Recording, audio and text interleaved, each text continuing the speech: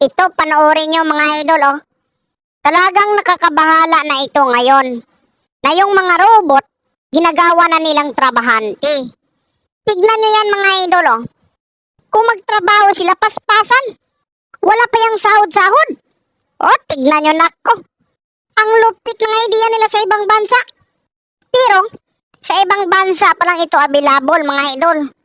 Wala pa dito sa atin kasi hindi siguro natin makaya itong bilhin. Oh, katulad nito, oh.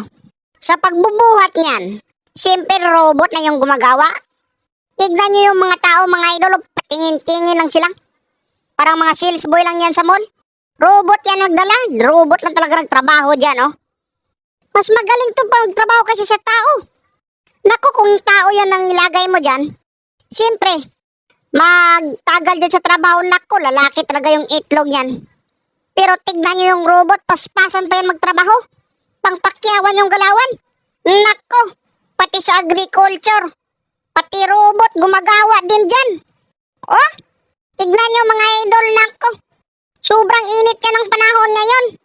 Pero yung robot, nako, hindi talaga makaramdam yan. Oh, ang lupit ng idea. Sa ibang bansa lang meron ito mga idol kasi hindi natin affordable ito. At yung technology nila talagang malayong malayo pa sa atin. Hala, pati sa HRM pa mga idol. Tignan nyo yung robot, oh. Naku, baka sa future nito, wala nang mag-hire ng HRM sa ibang bansa. Puro na talaga lahat yan robot. Siguro nakakunik lang ito sa sa computer.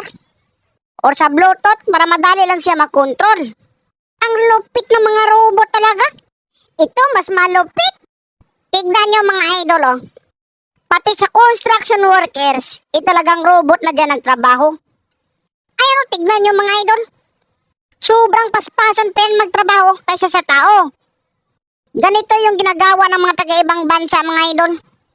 Kung madami yan dyang binibinta na robot sa merkado, ibinibili nila para makaiwas sila gasto or pasweldo sa tao. Robot lang talaga yung pinapatrabaho nila dyan mga idol.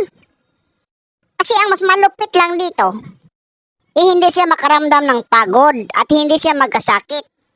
Kahit mag 24 hours pa yan siya magtrabaho, ay okay lang. Nako, sa ibang bansa na talaga meron ito mga idol. Buti na lang sa atin wala ito. Kasi lahat ng tao dito mahirap lang siya. Talagang kailangan niya ng trabaho. Kung ganito lahat yung magtrabaho dito sa atin, mga robot na siya, marami talagang mawawala ng trabaho. Kaya nakakabahala talaga kung magdami yung robot sa future.